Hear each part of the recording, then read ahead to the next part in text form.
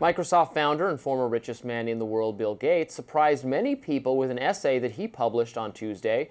Now, Gates has long been a vocal activist for fighting against climate change, donating billions of dollars to support climate research and investments. But in his essay, Gates writes that a strategic pivot is necessary in the fight against climate change and that some of the money spent on it should be redirected elsewhere. Gates says in part, quote, "Our chief goal should be to prevent suffering, particularly for those in the toughest conditions who live in the world's poorest countries. Although climate change will hurt poor people more than anyone else, for the vast majority of them, it will not be the only or even the biggest threat to their lives and welfare. The biggest problems are poverty, disease, just as they always have been." He then listed his 3 tough truths about climate change. The first one says climate change is a serious problem, but will not be the end of civilization. The second says temperature is not the best way to measure our progress on climate. And lastly, health and prosperity are the best defense against climate change. Gates went on to say that he knows some people will call him a hypocrite for saying this, but he expanded on his thoughts in an interview with CNBC. Shouldn't we, in our awareness of how little generosity there is to help, measure, should we get them a measles vaccine or should we do some climate related activity? And if we stop funding all vaccines and that, saved you 0.1 degree, would that be a smart trade-off? That's the kind of question we have to ask. So I'm a climate activist, but I'm also a child survival activist. Now, some people online viewed Gates' essay as him turning his back on his old beliefs. Maxwell Meyer, writing for Arena magazine, writes on X, "This is a white flag from someone who fought hard for an insane set of ideas and lost." Daily Wire reporter Megan Basham says, "Here's what I know. Stick to what you know to be true long enough, and eventually the fever passes, fashionable trends crumble, and you can hold your head high, knowing that you never bought into the consensus." Now, Gates' comments come ahead of the United Nations Climate Change Conference. The 30th annual meeting is held in Brazil from November 10th to November 21st. Well, I welcome Bill Gates to Club Reality, which is not that climate change is not happening or that it's made up or anything like that. Human activity, well, the climate has been changing for hundreds and hundreds of years, for as long as there was climate on planet Earth, and human activity does contribute to it. That's not in contention, but the more apocalyptic predictions of climate, of people active on that issue, did not come true. From ridiculous things to, there's going to be the extinction event. There's overcrowding, overpopulation, all that stuff. None of it happened, which is good.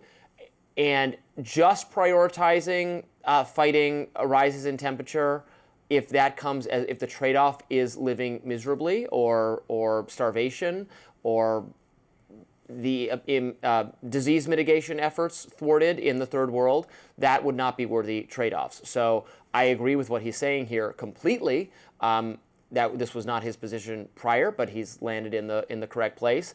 I wonder if, like liberal left climate activists, people with their hair is going to be on fire because of this, contributing to the hole in the ozone with their burning hair follicles. But this is what people I've listened to, Michael Schellenberger, and who's been a guest on our program multiple times, what he's been saying for years. So welcome to the team. Well, I am, for one, not a hysterical climate activist. I do think what Bill Gates was saying is that climate change does matter, but maybe the way that we talk about it is causing more harm than good, right, and even to the poorest people. I would look at it this way. Instead of the climate activists, who I believe have good intentions, feeling like Bill Gates is now undercutting them, because I'm not sure they do have good intentions. Well, I think that I like to not believe the ones glass that throw half full. soup at paintings. Okay. Fine. Those people. We can talk about the worst type of protesters. Every time. And then we can talk about an overall movement. The temperature got 10 degrees higher, okay? That's what it makes me want to do when they throw soup at paintings. Instead of climate activists feeling like he's trying to undercut them, since he did describe himself still as a climate activist, maybe this could finally be a bridge to have a conversation with people that are in power on both sides of the aisle, that think that maybe the hysterics weren't necessary, but the conversation still is, to figure out a real way to have less dramatic conversations about solutions. It doesn't have to be number one on the list. I think he's acknowledging that, but it needs to be on the list. And so that's where to start, instead of being like, oh my gosh, the roof is on fire, we have to do something right now, the world's going to end. Like, that was never a good starting point, because some people were looking at today and right now and saying, yes, it's hysterical. And I told you I'm not hysterical. I do think that he's trying to take a more of a pragmatic angle, which also will lead to, hopefully, future real solutions. We should be mindful of our environment. I don't think it's a bad thing that people, the hysterical part you could do away with. But we should all be mindful and treat our environment better, right? You talk about how the economy and the government and the money we spend will be terrible situation for our kids. Well, guess what? If they don't have an earth to live in because we trash it, then that's also not going to be great for them too. So we could all do better with that, right? Stop littering, stop doing those things, maybe stop using the canned spray. Yeah, stop littering. Yeah, we can all do better. We don't want to live in filth and squalor anyway. So yeah, so we can all just take care of our regardless of the impact. I don't think you can say that's a bad mission to say that people who cared about the climate and how that contributes to the deterioration of the world are bad people. That's not a bad intention. They're caring about the things out there. Now, the hysterical part, I'll agree with you, but I'll never bash a climate activist just because they want to make our world better. I'll bash them. But why? I will bash why? I don't think Greta Bill Gates Thunberg, is those types of... I like her a lot. Oh, she's... When you were her age, what were you doing, Robbie? That's a noble young girl. I was in school. Exactly. She's doing something noble. She's fighting for what she believes in, okay? I don't think she needs to go back to school. I think she's doing... I think she's dumb, but that's fine. Dumb? That's such strong language for a young girl who's inspiring millions. I don't have to, oh, she's inspired... I don't have to agree with her. But dumb? She's just a young girl who's fighting for what she believes in. Why is that dumb? She doesn't know what she's talking about. She is exactly the kind of hysterical, anti-progress human being I'm describing, because the best way, here's the policy, the best way to mitigate the harms of climate change is improved technological innovation, which requires energy use and requires capitalism to be unleashed. It requires us to free the inventive, productive sectors of the economy to find new and innovative ways to produce energy more efficiently and more cheaply. And that requires less government regulation, less subsidies for existing sources of energy. It just requires getting governments out of the way, and that's not the set of policies that progressive activist type people ever favor. Like Bill Gates.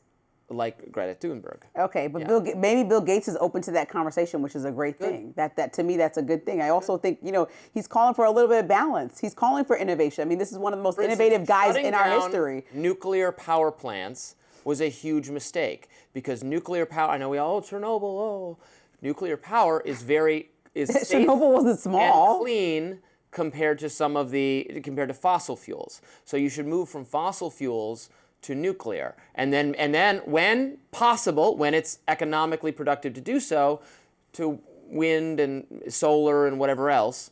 Fine, but you can't force that. You can't just say, "Oh, we banished coal." And especially, I agree with you, and especially if that money is taking away from helping some of the poorest in our world to accomplish missions of solar power in the U.S. or elsewhere to make our climate more that's not effective, right? If the world's suffering on behalf of getting more solar panels, we got to figure out how to keep people alive. People make ridiculous claims. Like every time now there's a hurricane or an earthquake or whatever, people say, "Oh, see what climate change is getting causing so warm out." severe weather. Well, hurricane is caused by the warmth, I believe. No, there's no statistical correlation. The water is changing warm. Climate change and more severe weather events. Fewer people die in advanced countries from severe weather events than ever before. Because even though we've warmed the temperature ever so slightly or warmed the waters ever so slightly, we've built more reinforced buildings because of the that's what Bill Gates. So what about the poor people then?